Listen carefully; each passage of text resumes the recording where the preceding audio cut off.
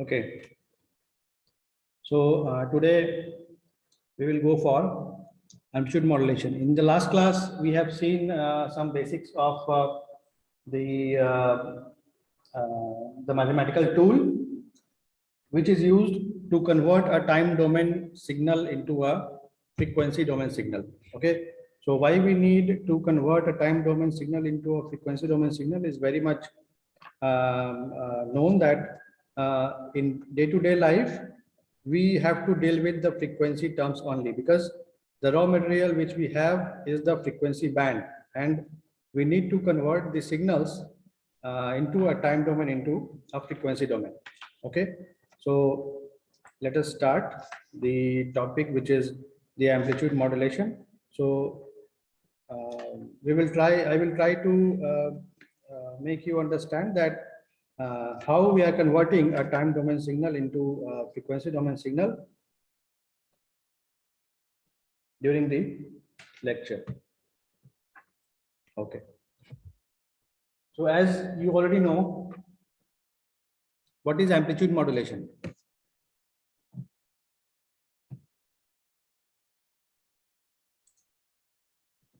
So we already know that. So is the text visible? Yes, sir. Okay. So here you can see that amplitude modulation, we already know that in this system, the maximum amplitude of the carrier, the maximum amplitude of the carrier wave is made proportional to the instantaneous value of the modulating or the baseband signal. So the instantaneous value of the modulating or the baseband signal. So okay, so this amplitude modulation is basically used for radio broadcasting maybe. Okay, so let us take an arbitrary example.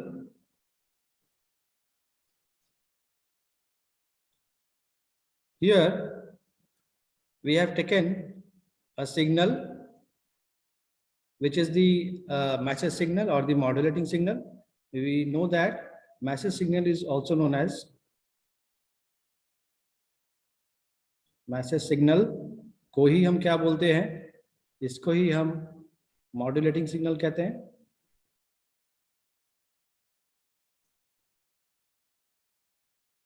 या इसी को हम base band signal कहते हैं. Okay, and this baseband signal is nothing but okay, we will see it later. So in this case, we have taken a carrier signal as Ct is equal to A cos omega Ct, where omega c is the frequency of the carrier signal and A is the maximum amplitude of the carrier signal. So here you can see that this is the signal for the carrier, and you can see that the frequency of the carrier is constant throughout. Okay, but the amplitude is, so amplitude as well as the frequency, both of these are constant for this carrier signal. And one condition for modulation is that omega c should be very greater than omega m. So what is omega m? Here in this case, xt. Okay, so xt we are taking as the modulating or the baseband signal. So the modulated signal or AM wave can be given by xt cos of omega ct plus A cos omega ct. So in the output signal, which is the modulated signal, which is the AM signal, okay, the amplitude modulated signal, here there you can see that the two components, that is xt cos omega ct and A cos omega ct. So when we will do this process, that is the summation of these two terms, then we will get a signal like this, which is the modulated signal. So up to this 0 time period, or you can see that the amplitude or there is no any signal on the left side of the y-axis, that is the xt axis. So in that case, the modulated signal or ST, the modulated signal is represented as ST here. So you can see that for the instantaneous value of the modulating signal, the amplitude of the carrier has been changed. You can see here. Okay. So whatever is the amplitude of the modulating signal, based upon that, the amplitude of the carrier signal is changing. So it is known as the modulated signal. Okay. So here the condition is what? That omega c should be very, very greater than omega m. So why this is so? We have already seen this, that why omega c or the y carrier frequency should be greater than the modulating frequency. Okay. So here we can see that we can take in common that xt plus a cos of omega ct. Okay. So xt plus a, what this is representing, that we will have a simple amplitude is changing based upon the signal xt, where omega c is very, very greater than omega. Okay. So here xt. So we have not taken xt till now. What is the value of xt? So we will take it subsequently. So now how we can represent the spectrum? Okay. So the signal what we have got here is nothing but the time domain signal. Okay. So we need to convert this signal into frequency domain. And we have seen in the last class that there is a mathematical tool which is known as Fourier transform, and using the Fourier transform we can convert time domain signal into frequency domain signal. तो जैसा कि हमारे पास already एक signal है which is the carrier signal, which is a cos of omega ct, and we have the modulated signal which is this one. Okay. So अगर हमें अभी इसे frequency domain में convert करना है, so we will take the Fourier transform of this particular signal. हमने यहाँ पर assume कर रखा है that S of omega is the frequency domain representation or the Fourier transform of ST. C of omega is the Fourier transform of CT, and X of omega is the Fourier transform of XT. Okay. So यहाँ पर आप देख रहे हो that xt will be a band limited to omega m to minus omega m to plus omega m. So what is meant by band limited? What is meant by band limited? Anybody? What is meant by band limited? Sir, a certain band in which sir जिसमें frequency पे response करेगा हम लोग का circuit. But band limited का simple मतलब क्या है? ये जो ओमेगा एम है, ये ओमेगा एम है क्या? Modulated angular frequency. No, this is not modulated. This is modulating signal. मैंने कहा क्या? Here m is representing the message. Okay, m is representing the message. So अगर ओमेगा m लिख रहे हैं, इसका मतलब क्या है? ये ओमेगा m ये जो है, ये है modulating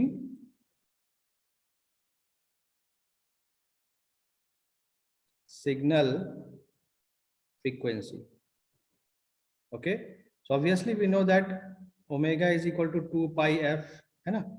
So from this relation we can find out the frequency. So this is the angular frequency omega m. So here modulating signal omega m लिख रहे हैं, मतलब this m, this subscript is representing the modulating signal. So what is meant by modulating signal?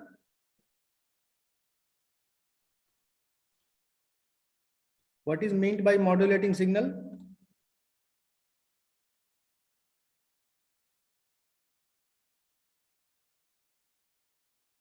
Anybody? क्योंकि ये जो सारे terms हैं ये बार बार इस्तेमाल होंगे, like modulating signal, modulated signal, base band signal, है ना, wide band signal, band limited signal, narrow band signal. So what is mean by this modulating signal? मैंने अभी यहाँ ऊपर लिखा ना, मैंने क्या लिखा यहाँ पर, यहाँ मैंने क्या लिखा है, modulating signal. So what is modulating signal?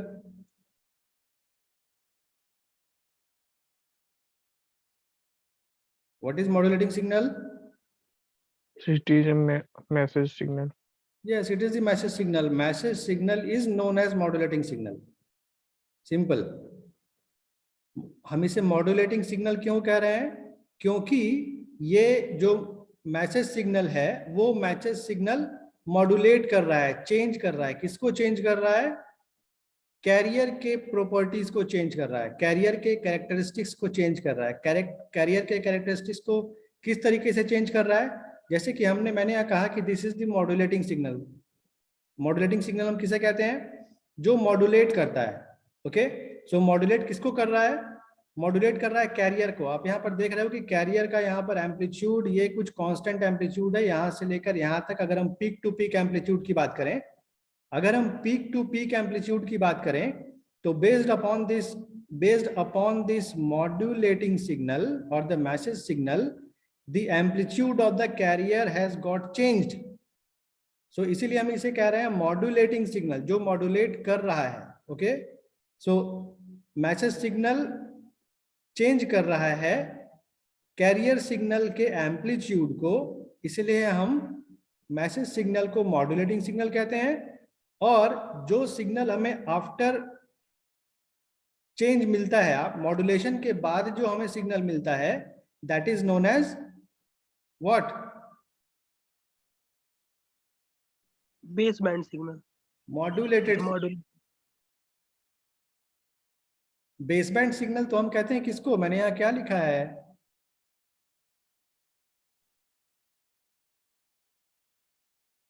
Message signal is known as modulating signal, and this signal is message signal is also known as baseband signal. Why baseband signal?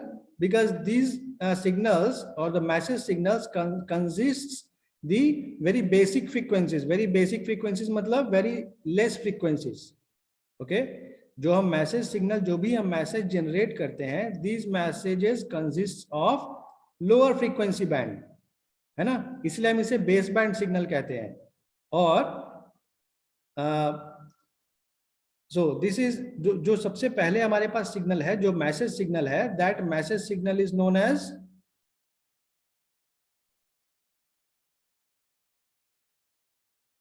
Modulating signal. Okay, ये modulating message signal को modulating signal इसीलिए बोलते हैं क्योंकि ये career के properties को change कर दिया, मॉड्यूलेट कर दिया, और तब हम उसे कहेंगे क्या? Modulated signal. सो मॉड्यूलेशन के बाद जो सिग्नल मिला, that is known as modulated signal. Okay, and this one, this is the carrier signal. Okay, so हम यहाँ पर कर क्या रहे हैं? हम यहाँ देख सकते हैं कि हम देख रहे हैं कि जैसा कर्व मैसेज सिग्नल का है, उसी सेम कर्व के अकॉर्डिंग क्या हो रहा है? कैरियर का एम्पलीट्यूड चेंज हो रहा है. आप यहाँ देख सकते हो कैरियर का एम्पलीट्यूड चेंज हो रहा है किसके according? Based upon the message signal.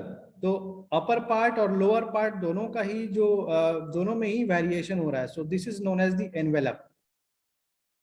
Okay, this is known as the envelope of the modulated signal और envelope of AM, amplitude modulation का इसे हम एनवेलप बोलते हैं क्योंकि ये दो साइड से कवर अप हो जा रहा है और बीच में एक सैंडविच तैयार हो रहा है. आप इस टाइप से इसे समझ सकते हो. Okay, so this is just like an envelope that with in an envelope the carrier is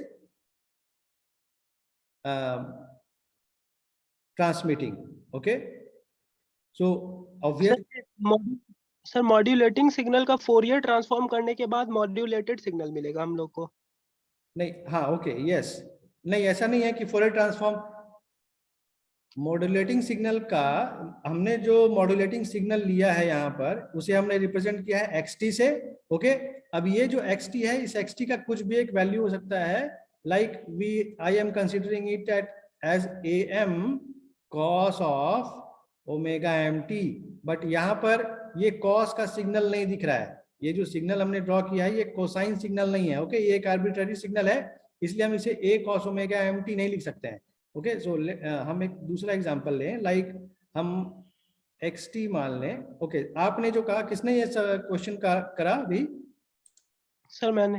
Bharat. Okay, सो ऐसा नहीं है कि हम अगर मॉड्यूलेटिंग सिग्नल का फोरियर ट्रांसफॉर्म ले लेंगे तो हमें मॉड्यूलेटेड सिग्नल मिलेगा, ऐसा नहीं है। Modulating signal is other thing and modulated signal is other thing. Modulated signal हमें कब मिलता है? जब हम मैसेज सिग्नल के साथ कैरियर को मिलाते हैं।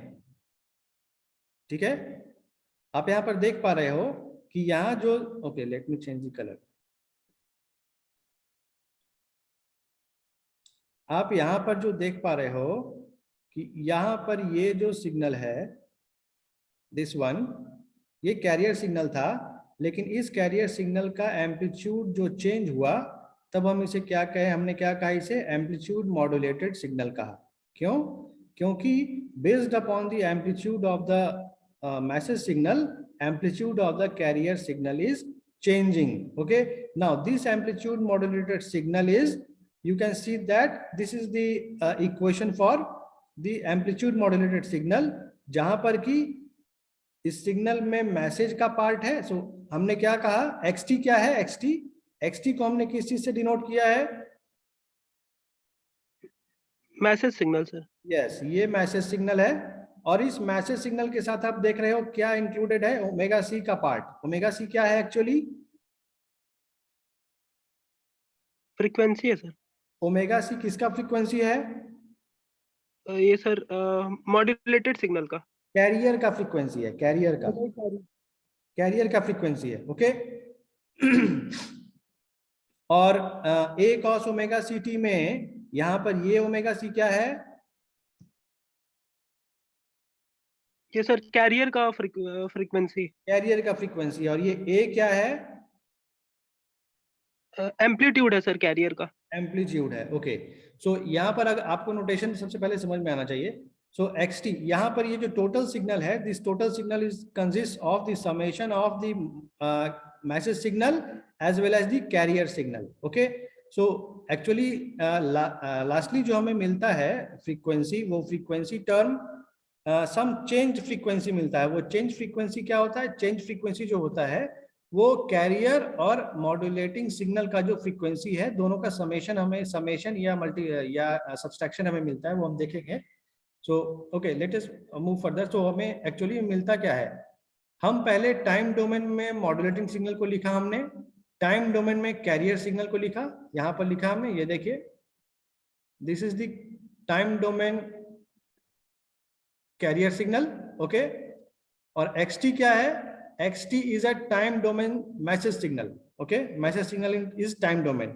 और st क्या है? st है modulated signal in time domain. Okay, तो अब हम क्या करेंगे? ct का तो हमें फोरियर ट्रांसफॉर्म, एक्चुअली आपने जो कहा ना कि मॉड्यूलेटिंग सिग्नल को का फोरियर ट्रांसफॉर्म करेंगे तो मॉड्यूलेटेड सिग्नल मिलेगा, ऐसा नहीं है। हम कैरियर का भी फोरियर ट्रांसफॉर्म देखेंगे, मॉड्यूलेटिंग सिग्नल का भी फोरियर ट्रांसफॉर्म देखेंगे, और मॉड्यूलेटेड सिग्नल का भी फोरियर ट्रांसफॉर्म देखेंगे। तो जो भी टाइम डोमेन सिग्नल है, उस टाइम डोमेन सिग्नल को हम फोरियर ट्रांसफॉर्म, उसका फोरियर ट्रांसफॉर्म लेते हैं, सो दैट उस पर्टिकुलर सिग्नल का वो या तो मॉड्यूलेटिंग सिग्नल हो, या कैरियर सिग्नल हो, या फिर मॉड्यूलेटेड सिग्नल हो, सभी का हम फ्रीक्वेंसी स्पेक्ट्रम देख सकते हैं by using Fourier transform, not only the modulating signal. Okay, तो मैंने क्या कहा कि मॉड्यूलेटिंग सिग्नल, यस सर जो कैरियर सिग्नल है वो हमेशा कांस्टेंट रह रहा है, और जो मैसेजिंग सिग्नल है वो हमेशा चेंज होते रह रहा है। हाँ, तो मैसेज सिग्नल तो किसी भी तरीके का हो सकता है ना, और कैरियर सिग्नल इनपुट देते हैं हम लोग। कैरियर सिग्नल इनपुट दोनों ही है। सो हमें जैसे हम बात करें कि like I want to go from Ramgarh to Ranchi. Okay, so I will use either I will use four-wheeler, or I will use bus, or I will use train. So in that case, that bus is the carrier, or that bike will be the carrier, and I am the message signal. Okay, so this is just like a carrier which is used to convey to transmit a signal from one place to another place. So ये जो दोनों ही चीजें हैं वो दोनों input हैं. Okay, तो इन दोनों को मिलाकर हम, जैसे मैं बस में बैठ गया और मैं यहाँ से रामगढ़ से रांची चला गया, so both of these things are input, but output क्या है? आउटपुट क्या है? मुझे बस से रामगढ़ से रांची जाना है, तो आउटपुट यहाँ पर क्या है कि मुझे यहाँ से बस में चढ़ना है और रांची में उतर जाना है. ठीक है, या फिर आप पोस्टमैन को आप देख सकते हो. ओके, पोस्टमैन क्या करता है? मुझे एक लेटर भेजना है, यहाँ से रांची भेजना है, तो मैं उस लेटर को इन्वेलप में बंद करूंगा. Okay, now that envelope will be taken by that post master, and that post master will drop that letter और envelope on the place which we want. अब वहां पर क्या होगा? फिर उस एनवेलप को ओपन करेंगे और लेटर को बाहर निकालेंगे. ओके, सो इनपुट दोनों ही चीज है, एनवेलप भी और वो जो लेटर है वो भी. Okay, but motto is what, कि जो मैसेज यहां से मैंने लिखा वही सेम मैसेज रिसीवर के पास पहुंचना चाहिए. ओके, तो इनपुट दोनों ही हैं, बट आउटपुट में जो हमें चाहिए वो क्या चाहिए? जो हमने मैसेज दिया था स्टार्टिंग में, यानी ट्रांसमीटर में, वो सेम मैसेज मुझे मिलना चाहिए. ओके, तो रिसीवर साइड में क्या होगा? रिसीवर साइड में, जैसे ट्रांसमीटर साइड में हमने ये चीज हमने पहले भी डिस्कस किया है कि हमारे पास ट्रांसमीटर भी है और हमारे पास रिसीवर है. ओके, ट्रांसमीटर को मैं TX लिख रहा हूं और रिसीवर को मैं RX लिख रहा हूं. तो यहां पर क्या होता है? On the transmitter side we do modulation. Okay, and in at the side of receiver we do demodulation. Okay, so in modulation में हम क्या करते हैं? मॉड्यूलेशन में एक सिग्नल को, यानी मैसेज सिग्नल को कैरियर के साथ ऐड करते हैं और उसे ट्रांसमिट करते हैं. Okay, at the side of transmitter, at the side of receiver, what we will do? We do, हम कैरियर और मैसेज सिग्नल को अलग करते हैं. ओके, ये क्लियर है? ट्रांसमीटर साइड में मॉड्यूलेशन करते हैं और रिसीवर साइड में डीमॉड्यूलेशन करते हैं. ये क्लियर है? Yes sir. तो मॉड्यूल यानी कि ट्रांसमीटर साइड में हम मैसेज सिग्नल और कैरियर सिग्नल को जोड़ते हैं और रिसीवर साइड में दोनों को अलग अलग करते हैं, ताकि हमें जो इंटेंडेड मैसेज था वो मिल जाए. ओके, सो यहाँ पर Fourier transform is just a tool to convert a time domain signal into a frequency domain signal. That signal may be a message signal, carrier signal, or the modulated signal. Okay, so now what we can see here, that we have the CT, that is the carrier signal. CT हमने देखा है कि CT एक carrier signal है, और XT क्या है? XT एक modulating signal है या message signal है. ओके, सो यहाँ पर हम assume कर रहे हैं कि ST जो हमारा ST क्या है? ST से हमने किसको रिप्रेजेंट किया है?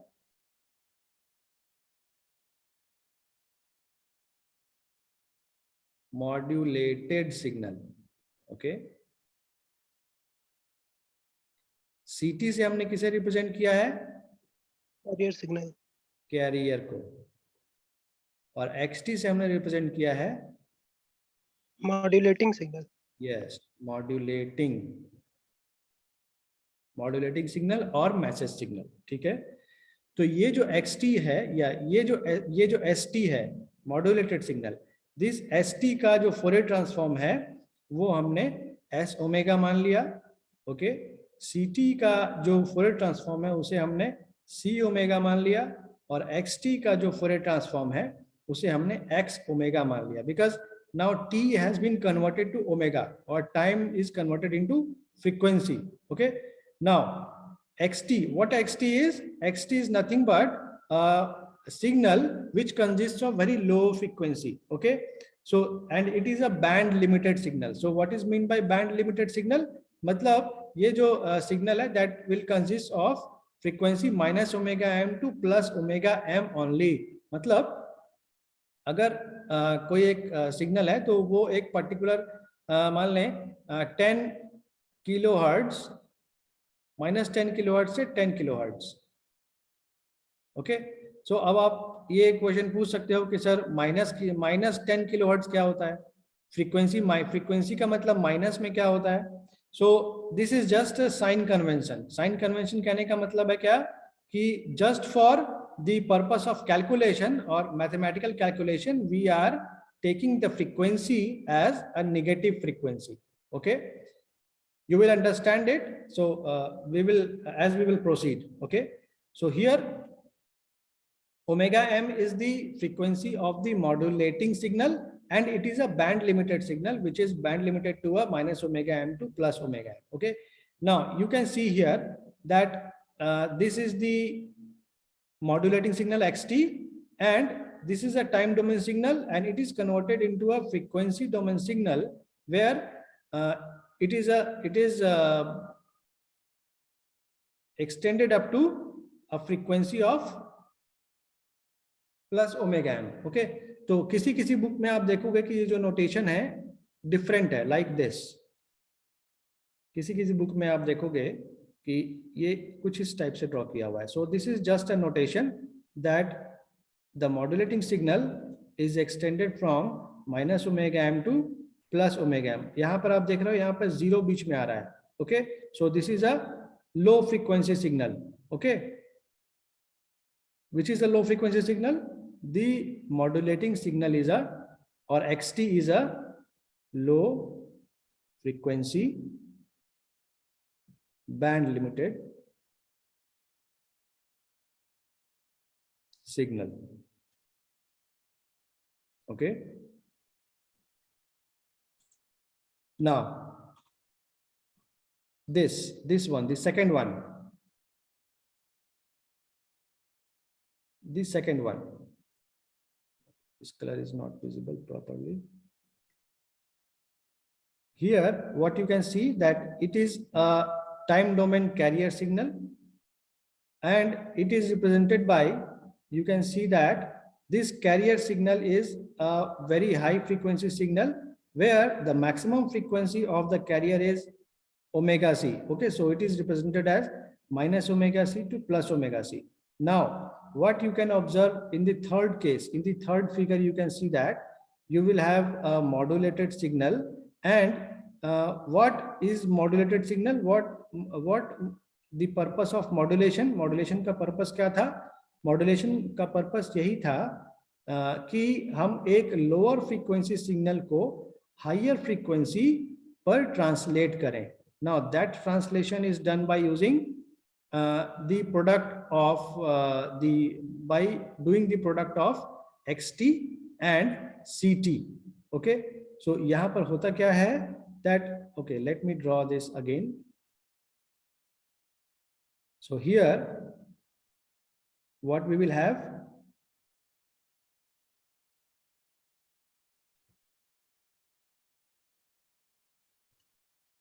okay, so this is the s omega, the Fourier transform of the carrier signal.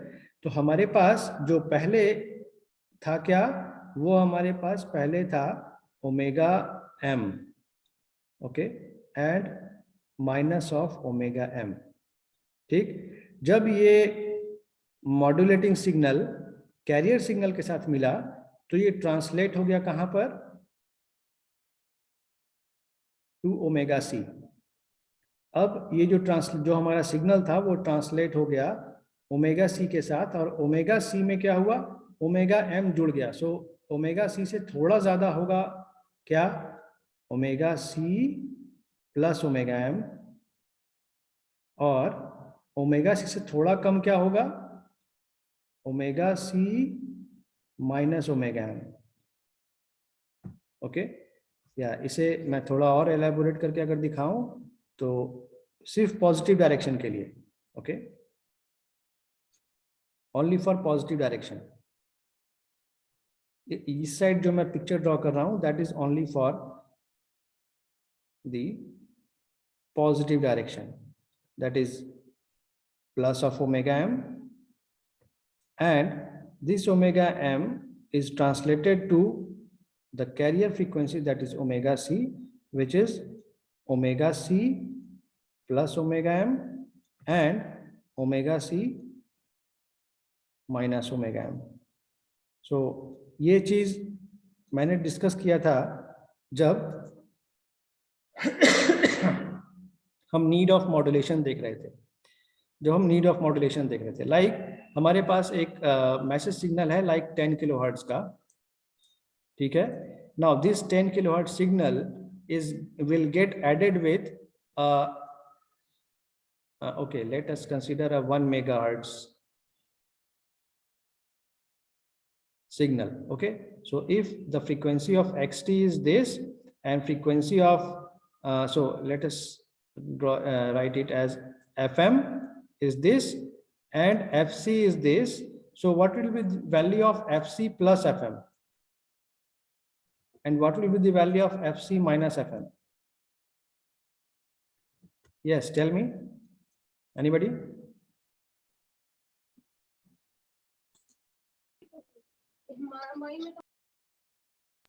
Sir 90 kilo hertz.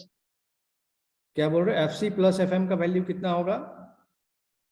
fc plus fm 110 kilo hertz sir.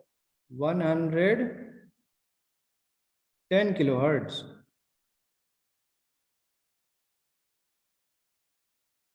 It- 1010 kilo hertz sir. 1010 kilohertz.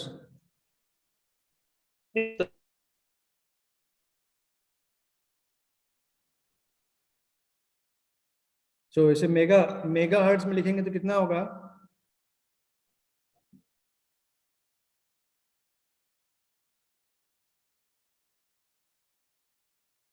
fc plus fm का value मुझे mega hertz में बताइए। 10.01 megahertz sir. 10.01 megahertz. और fc minus fm का value?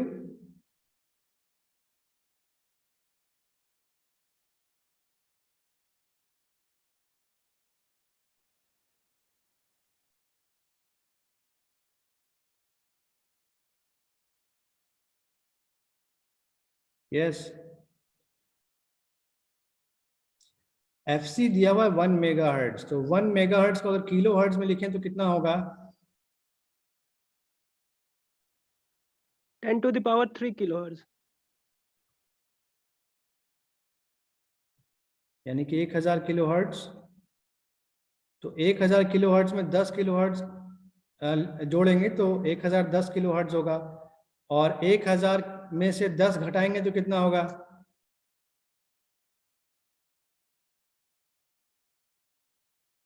1000 में से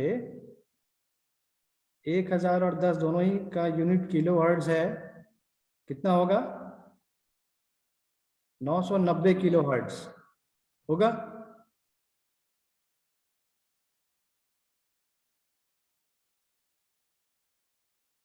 ये होगा या नहीं होगा? Yes sir. इसको मेगा हर्ट्ज में कन्वर्ट करेंगे तो कितना होगा? सर 0.990 किलो हर्ट्ज मतलब मेगाहर्ट्ज। एक मिनट, यहाँ पर आपने थोड़ा सा गड़बड़ कर दिया। ये 10.01 मेगाहर्ट्ज होगा या 1.001 मेगाहर्ट्ज होगा?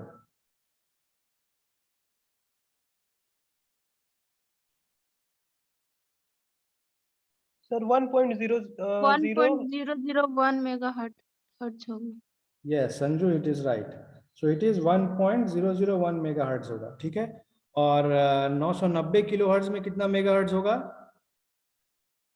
सर 0.990 0.99 मेगाहर्ट्ज किलोहर्ट्ज हाँ मेगाहर्ट्ज। मेगाहर्ट्ज, ठीक है। सो यहाँ पर हम क्या देख रहे हैं कि FC हमारे पास क्या था, लाइक अब हम एक स्पेक्ट्रम अगर ड्रॉ करें तो FC का वैल्यू क्या था हमारे पास, 1 megahertz. 1 megahertz. FC plus FM का वैल्यू कितना आया, 1.001 मेगाहर्ट्ज। 1.001 मेगाहर्ट्ज। और FC माइनस FM का वैल्यू क्या आया, 0.99 मेगाहर्ट्ज। 0.99 मेगाहर्ट्ज, है ना। तो आप देख रहे हो क्या कि हमारा जो मैसेज सिग्नल था उसका जो फ्रीक्वेंसी था 10 किलोहर्ट्ज, वो उसे जब हमने FC के साथ मिलाया तो वो क्या हो गया, जो FC से थोड़ा ज्यादा हुआ और FC से थोड़ा कम, मतलब FC, so this is the FC plus FM and this is FC minus FM, okay, that is the thing what I have written here। यहाँ पर इस पिक्चर में जो मैंने ड्रॉ किया है वही चीज ड्रॉ किया है, लाइक ओमेगा सी हमारा कैरियर फ्रीक्वेंसी था और ओमेगा सी में थोड़ा ऐड हुआ ओमेगा एम, तो omega c plus omega m आया और omega c minus omega m आया, okay. that is what I have represented by using this example। Is it okay? So यहाँ पर ये जो स्पेक्ट्रम हमने ड्रॉ किया है, this spectrum is showing the same thing that we have this term that is omega c and this point is showing omega c plus omega m, okay। यहाँ पर क्या लिखा हुआ है, यहाँ लिखा हुआ है omega c plus omega m और यहाँ पर क्या लिखा हुआ है, यहाँ लिखा हुआ है omega c minus omega m, ठीक है। तो इस तरीके से जब हम मॉड्यूलेशन करते हैं तो लोअर फ्रीक्वेंसी सिग्नल जो है वो हायर फ्रीक्वेंसी पर ट्रांसलेट हो जाता है, ठीक है। नाउ अभी हम यहाँ पर क्या कर रहे हैं, फूरियर ट्रांसफॉर्म निकाल रहे हैं कोसाइन सिग्नल का। और as we know cosine signal cos omega ct consists of two impulses at omega c plus omega c and minus omega c। so cos omega ct का जब हम फूरियर ट्रांसफॉर्म लेते हैं तो वो कुछ ऐसा आता है, like pi del omega plus omega c and del omega minus omega c. So cos omega ct का जब हम फूरियर ट्रांसफॉर्म लेते हैं, then in that case we will have a two frequency terms like this, okay। so अगर हम career signal को अगर represent करना चाहें फूरियर ट्रांसफॉर्म के फॉर्म में, that is ct is equal to a cos omega ct, तो वहां पर क्या होगा, ये a जो एम्पलीट्यूड है वो एक्स्ट्रा आ रहा है, so that amplitude is get introduced with in this much, okay. So a cos omega ct। so please rejoin again as the session is getting over। Please rejoin again।